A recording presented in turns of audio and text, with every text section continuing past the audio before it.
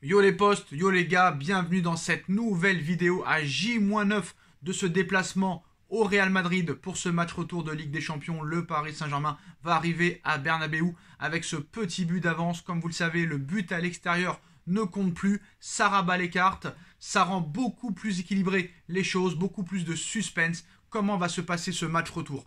Déjà, comme vous le savez, le PSG s'est rassuré samedi dernier face à l'AS Saint-Etienne qui n'est seulement que 16e. Après une première mi-temps assez laborieuse, Paris a lancé la machine, 3 buts à 1, avec un Lionel Messi retrouvé, un Neymar qui commence à retrouver un petit niveau acceptable, un Kylian Mbappé sur le toit du monde. J'ai envie de te dire, tous les feux sont au vert. En plus de ce but d'avance, Paris a presque son effectif au complet, à part Sergio Ramos. Comment va se passer ce match retour contre le Real Madrid?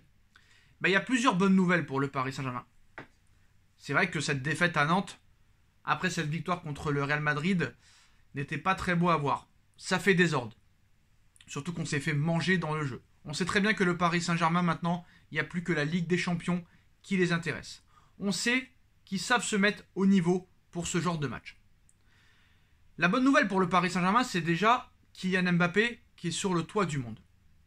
Et en plus de ça, Kylian Mbappé, samedi prochain, contre Nice, qui sera quand même un match test contre le 3e de Ligue 1, avant le match contre le Real, un véritable test pour voir réellement où on en est. Kylian Mbappé suspendu, donc là, la première bonne nouvelle, c'est que Mbappé sera disponible et apte à jouer ce match contre le Real Madrid et sera à 100% de ses capacités. Tout comme Marco Verratti, le meilleur milieu de terrain parisien cette saison et de très très loin, lui aussi suspendu samedi contre Nice. Donc là aussi, il sera 100% titulaire et disponible contre le Real Madrid.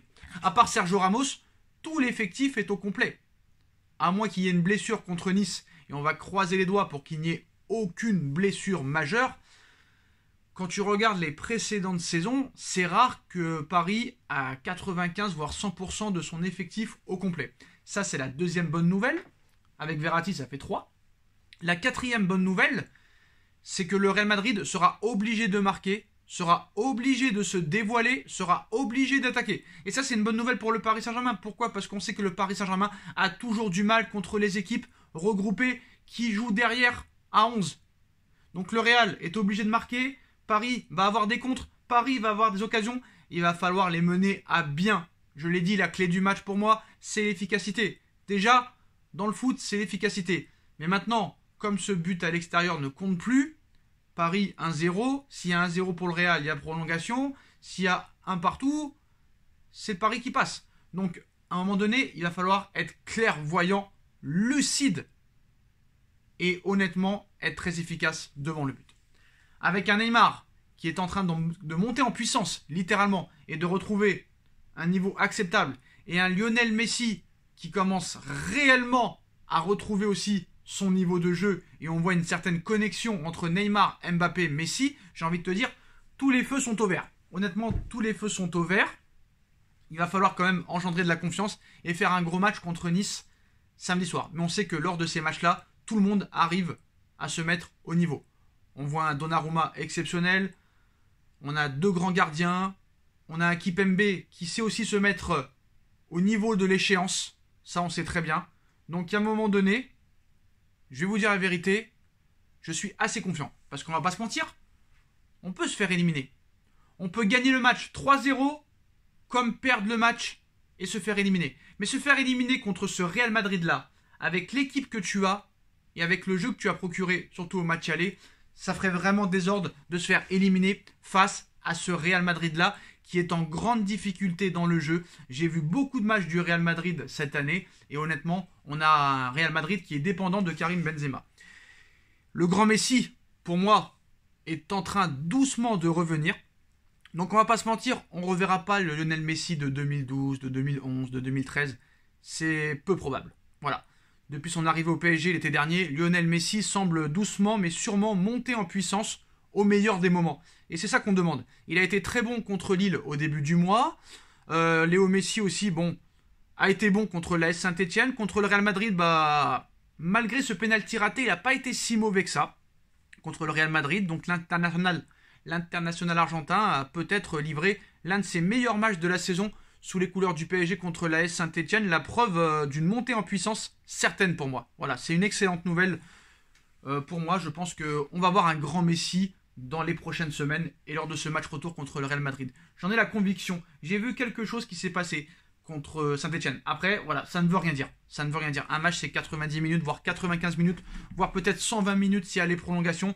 Mais là, je suis en train de voir un trio magique, un milieu qui est en train de se renforcer avec un Idrissa Gueye qui est de mieux en mieux, un Verratti qui est exceptionnel, et un Danilo, malgré son erreur, un Danilo qui est de mieux en mieux, qui est buteur, qui apporte de l'impact physique que n'arrivait pas à apporter par exemple Leandro Paredes ou Ander Herrera. Je vois un Marquinhos et Kimpembe qui sont toujours là dans les grands moments, un Hakimi et un Mendes qui commencent à bien marcher, un Donnarumma assez incroyable. J'ai envie de te dire, tous les feux sont au vert.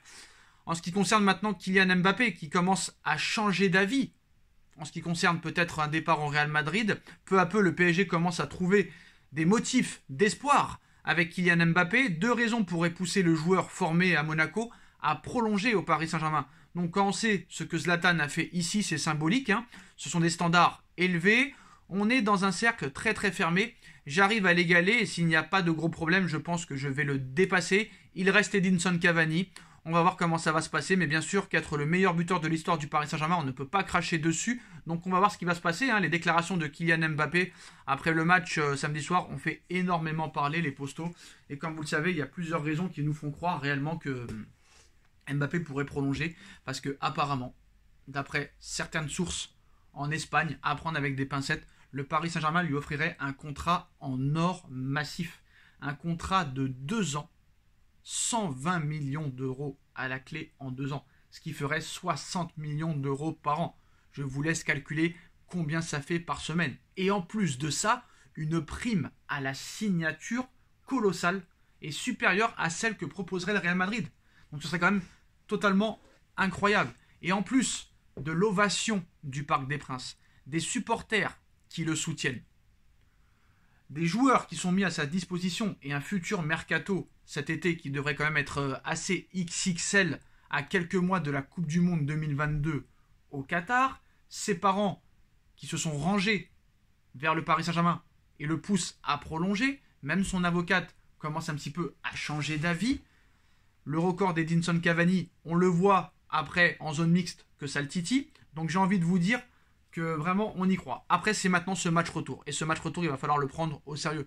Il va falloir jouer le match de notre vie. Mettre les paillettes de côté, l'argent de côté, les magazines de côté, les paillettes de côté, d'être une star de côté. Voilà, il va falloir vraiment jouer au football. Être efficace devant le but. Et honnêtement, je vous assure, quand on voit l'effectif du Paris Saint-Germain, si tout le monde joue à son meilleur niveau, je pense que ce serait même pas étonnant que Paris gagne 1 ou 2-0 facilement contre le Real Madrid. Il ne faut pas gérer ce match. Il faut que Pochettino comprenne que contre ce Real Madrid-là, tu dois pouvoir marquer 2, 3, voire 4 buts. C'est possible. Parce que le Real Madrid, il faut bien le comprendre, ne jouera pas regroupé derrière. Parce qu'il doit marquer. Alors soit tu prends le Real à leur propre jeu, ou soit réellement, tu continues à te faire caca dessus. Mais ce n'est pas la solution. On l'a vu contre Chelsea en 2014, ça n'a pas été la solution. Contre le Barça, ça n'a pas été la solution. Il faut leur rentrer dedans et il faut attaquer. Et tu gagneras sans problème avec les stars que tu as à ta disposition. Voilà les postos, c'était les infos du jour. Dites-moi en commentaire ce que vous en pensez. On like, on partage, on commente, on s'abonne et on se retrouve très vite pour une nouvelle vidéo. Tchuss.